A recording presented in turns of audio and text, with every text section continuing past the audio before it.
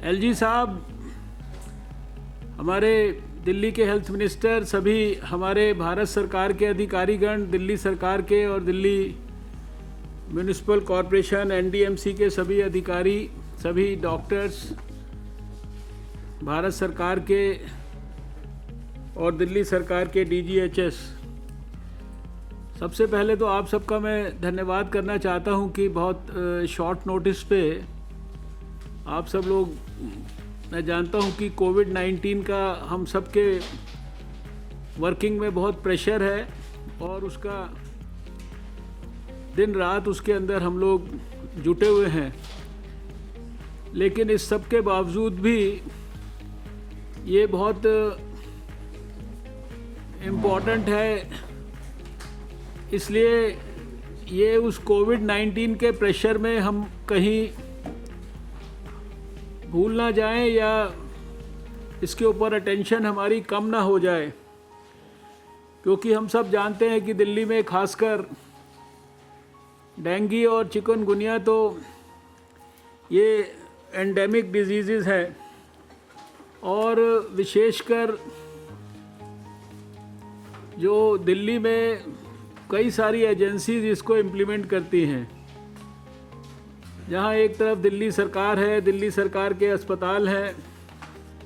वहीं भारत सरकार के अस्पताल भी हैं,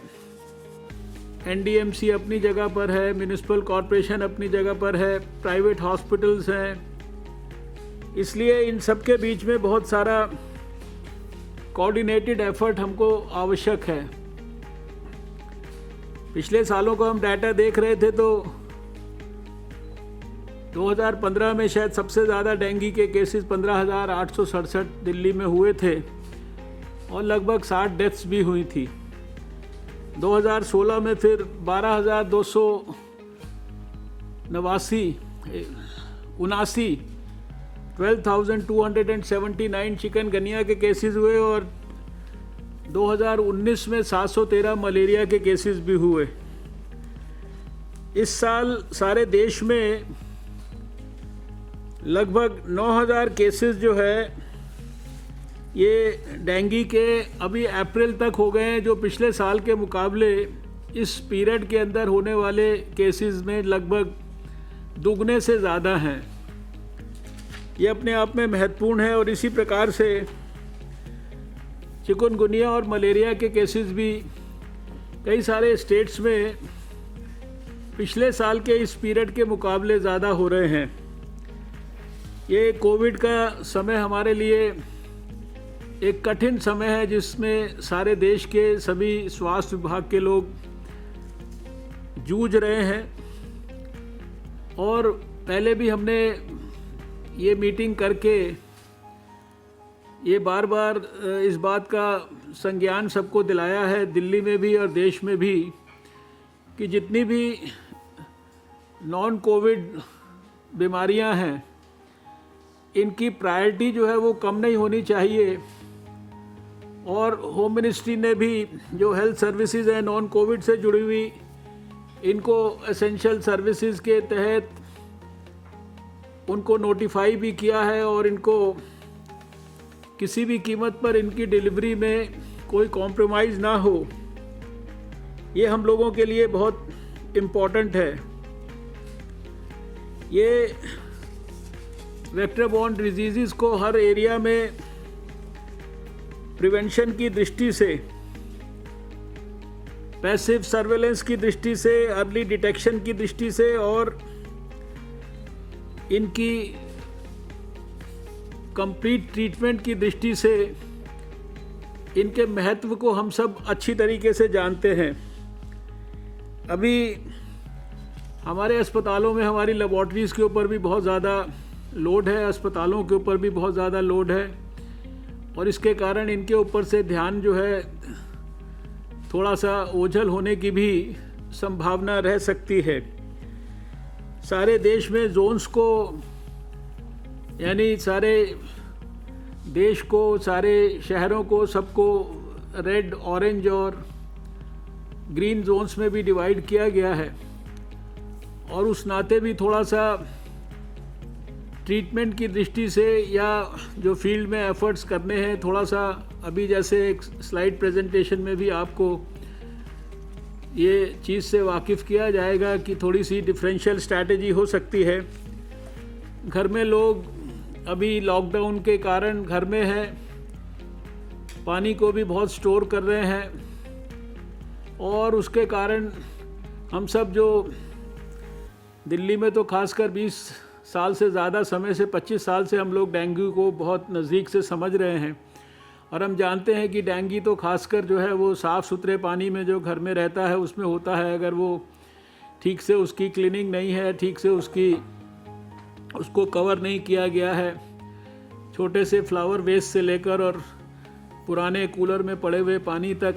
कहीं पर भी अभी तो दिल्ली के लोग तो विशेषकर इसको बहुत अच्छी तरह जान गए हैं, इतने सालों से उनका एजुकेशन हो रहा है। लेकिन इस सब के बावजूद भी दिल्ली के लोगों को, कम्युनिटीज़ को फिर से इसके बारे में जागरूक करना, अवेयर करना और ख़ासकर जो मॉस्किटो बाइट्स अवॉइड करने के लिए जितने पर्सनल प्रोटेक्टिव मेजर्स हैं इनको लेना। हम सब जानते हैं कि अभी तीनों में से किसी भी बीमारी की जिसकी हम खासकर आज बात कर रहे हैं वेक्टर बॉर्न डिजीज़ में, डेंगू, चिकनगुनिया या मलेरिया, इसकी कोई वैक्सीन नहीं है और इसके कारण जो वेक्टर कंट्रोल मेजर्स हैं ये सबसे इम्पॉर्टेंट हैं। जो खासकर डोमेस्टिक ब्रीडिंग को चेक करने वाले लोग हैं, अभी ये रिस्ट्रिक्शंस के अंदर जो है उनके लिए भी बहुत सारी कठिनाइयां हैं, लेकिन इस सब के बावजूद भी ये इस समय बहुत इम्पॉर्टेंट है। फॉगिंग के बारे में भी अभी ये जैसा बताया जाएगा कि ग्रीन जोन में तो शायद हम सारे के सारे मेजर्स को अच्छी तरीके से जैसे नॉर्मली लेते हैं वो ले सकते हैं, लेकिन बाकी रेड जोन इत्यादि में उसके संदर्भ में भी बहुत सारी प्रिकॉशंस लेने की आवश्यकता है। कंस्ट्रक्शन साइट्स पर भले ही अभी काम ना हो रहा हो, लेकिन कंस्ट्रक्शन साइट्स के ऊपर जो है पुराना स्टैगनेंट पानी वगैरह हो सकता है, उसके बारे में जो अर्बन डिपार्टमेंट्स हैं उनको अलर्ट करने की दृष्टि से, और ख़ासकर जो फीवर के केसेस आ रहे हैं, अब आएंगे, उसमें अगर हमको इसके बारे में इंडिकेशन नहीं लगता है कि वो कोविड हो सकता है, तो हमारा ध्यान, हम समझते हैं कि तुरंत डेंगू, चिकनगुनिया और मलेरिया जैसी बीमारियों के ऊपर ज़रूर जाना चाहिए। इन तीनों बीमारियों के संदर्भ में हमारे अस्पतालों में एडिक्वेट जो टेस्ट किट्स उपलब्ध हो जाएं, इसको भी सुनिश्चित करें। और इसके लिए हम सबको पता है कि NIV पुणे ने ये टेस्ट किट्स जो हैं, ये दूसरी जो आजकल कोविड की किट्स हवाई जहाज से सब जगह भेजी जा रही है, उसके साथ इनको भी भेजा जा रहा है। और अस्पतालों को ये कहा गया है कि वो एयरपोर्ट से उनको कलेक्ट कर लें या अपने कम से कम इंडेंट जो है वो इसके संदर्भ में दे दें। And this is the right time when if we have not done it we should immediately do it. कुछ एक अस्पतालों ने, मुझे पता है कि जैसे सफदरजंग अस्पताल ने ऑलरेडी 2 हफ्ता पहले ये सारा काम कर लिया है। इसी तरह से अस्पतालों में यद्यपि पिछले समय में हमने आपस में बात भी की है और रेड क्रॉस को, रीजनल ब्लड ट्रांसफ्यूजन सेंटर्स को एक्टिवेट किया है। रेड क्रॉस ने भी काफ़ी सारी चीज़ें फैसिलिटेट की हैं, ब्लड डोनेशंस वगैरह के बारे में, एडिक्वेट अवेलेबिलिटी ऑफ ब्लड के बारे में इन द हॉस्पिटल्स। तो इस संदर्भ में भी जो हमारे कंटिजेंसी प्लान हैं उनको हम बनाकर एक्टिवेट कर लें, क्लिनिशियंस को और ख़ासकर लेबॉर्ट्री के जो स्टाफ हैं उनको इसके संदर्भ में, जैसे हम लोग आपस में एक दूसरे को जागरूक कर रहे हैं इस समय, इसी तरह से उनको भी थोड़ा सा, क्योंकि सभी का ध्यान इस समय कोविड के ऊपर बहुत ज़्यादा फोकस्ड है, तो कहीं ना कहीं जो है इसके कारण जो है हमारे को कोई कमी ना हो जाए। जो मलेरिया के बारे में मुझे ये कहना है कि दिल्ली जो है ये कैटेगरी 1 स्टेट है जहाँ की हमें मलेरिया को बहुत जल्दी एलिमिनेट करना है और हम कर सकते हैं। लेकिन यहाँ हमारा भारत सरकार का ऑब्जर्वेशन है कि यहाँ जो प्रोसेस ऑफ एलिमिनेशन है वो थोड़ा स्लो है। उसके ऊपर अगर विशेष ध्यान दिया जाए तो शायद हम लोग ये कर भी पाए, नहीं तो हो सकता है वी में miss the target. Community awareness के बारे में तो हम सब जानते हैं कि इसकी बहुत ज़्यादा आवश्यकता है, और साथ में जो हमेशा बीमारियों से जूझने और लड़ने के लिए हमें जिस प्रकार का इंटर सेक्टोरल कोऑर्डिनेशन चाहिए, और विशेषकर लेफ्टिनेंट गवर्नर साहब जो है वो पूरे हेड ऑफ़ द स्टेट हैं, चीफ मिनिस्टर के बाद जो सारी एजेंसीज़ को मैं समझता हूँ कि कोऑर्डिनेशन की दृष्टि से बहुत अच्छा मदद कर सकते हैं हेल्थ मिनिस्टर के सहयोग से, जिसमें कि हेल्थ सेक्टर के लोग, नॉन हेल्थ सेक्टर के लोग, public, private, government, NGOs, local communities, ये सब लोगों को कैसे हम लोग जो है इन्वॉल्व कर सकते हैं। और इसके संदर्भ में एक ये भी सुझाव है कि अगर अस्पतालों से जो हम एक्चुअल डाटा है उसको अगर कैप्चर करें और उसके आधार पर अपने जो प्रिवेंटिव एक्शन है उसको जहाँ जहाँ इन्फेक्शन है एरियाज़ में उसके हिसाब से प्लान करें, वो एक तरह से वेग की बजाय अगर स्पेसिफिक हम करते हैं तो ये हमारा काम आसान हो जाता है। और इसमें करना कुछ नहीं है कि अस्पतालों के पास डाटा है, अस्पतालों में मरीज़ कहाँ से आ रहा है, कौन से इलाके में प्रॉब्लम है, उस एक्चुअल डाटा को कैप्चर करके और उसके अकॉर्डिंगली अपनी स्ट्रैटेजीज़ को मॉडिफाई करना है। प्राइवेट सेक्टर के अस्पताल भी ठीक से रिपोर्ट करें, उनको भी मैं समझता हूँ कि हम सबको इस सही समय पे रिमाइंड करने की ज़रूरत है।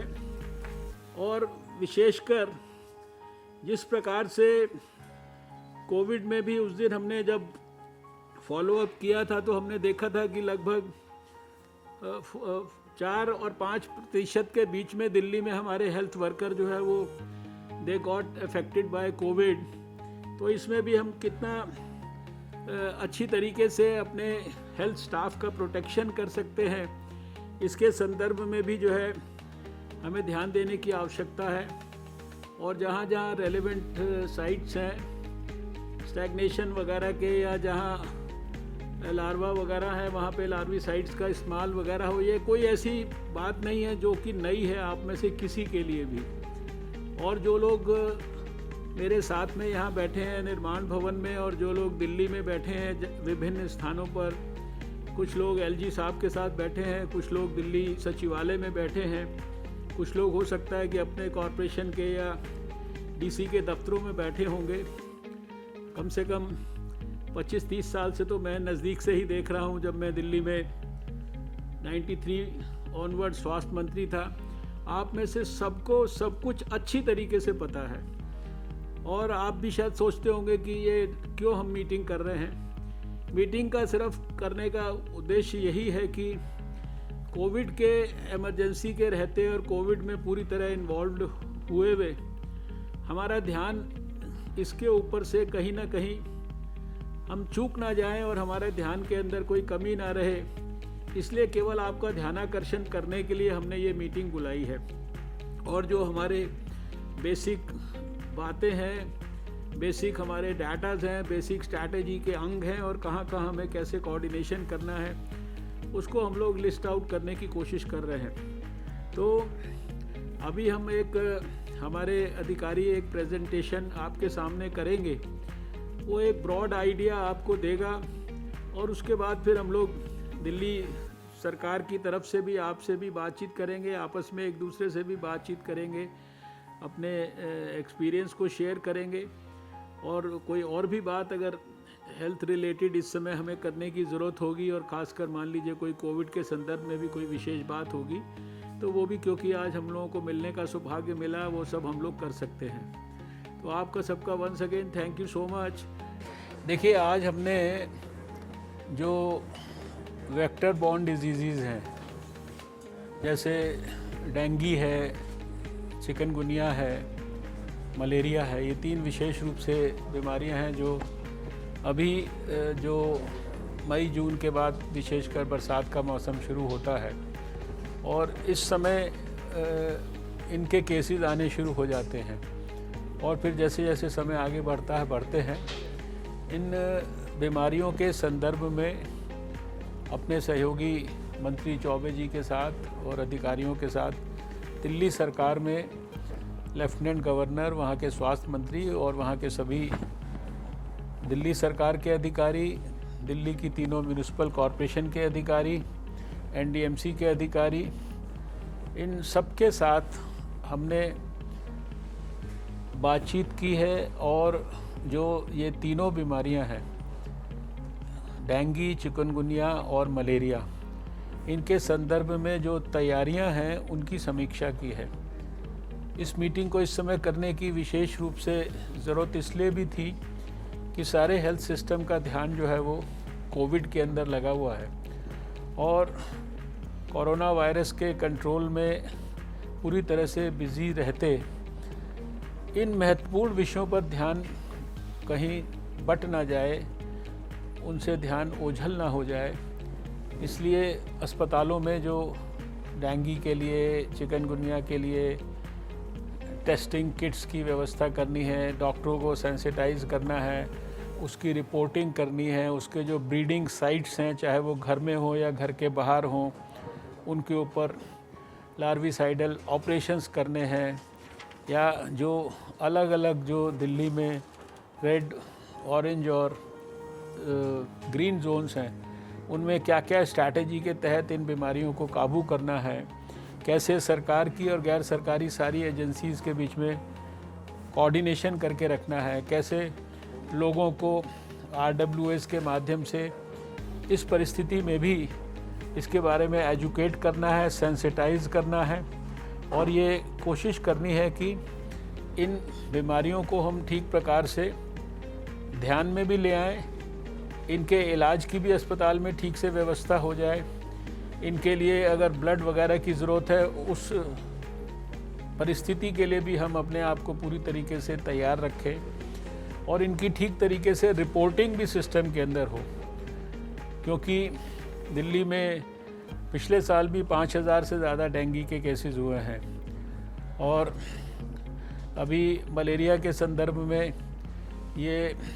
कैटेगरी 1 में आता है। अगर थोड़ा प्रयास किया जाए तो मलेरिया को एलिमिनेट भी किया जा सकता है, तो वो भी बहुत आवश्यक है। तो आज की मीटिंग में सब विषयों पर विस्तार से चर्चा हुई है, कैसे जो है हमें इन बीमारियों को काबू में रखना है और बीमारियां अगर अपीयर भी होती हैं तो उनका ठीक से इलाज हो, ठीक से रिपोर्टिंग हो और कोई भी उसके कारण सफ़र ना करे। इस नाते ये मीटिंग की है, सबने पॉजिटिव तरीके से अपनी अपनी जिम्मेदारी का एहसास किया है और जो सारा सिस्टम इस समय कठिन परीक्षा से गुज़र रहा है, उसके बावजूद भी इन अत्यंत महत्वपूर्ण विषयों पर सबने पूरी तरह से ध्यान देने का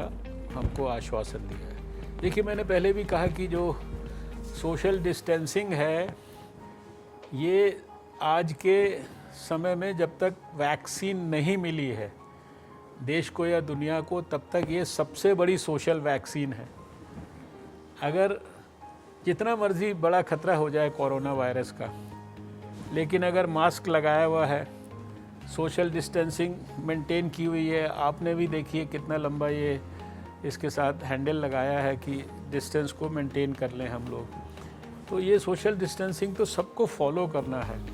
दिल्ली के लोगों से, देश के लोगों से बार बार हम लोग अपील कर रहे हैं, फिर अपील करना चाहते हैं कि लॉकडाउन के अंदर अगर कोई रियायत की गई है तो इसका मतलब ये नहीं है कि सोशल डिस्टेंसिंग को हम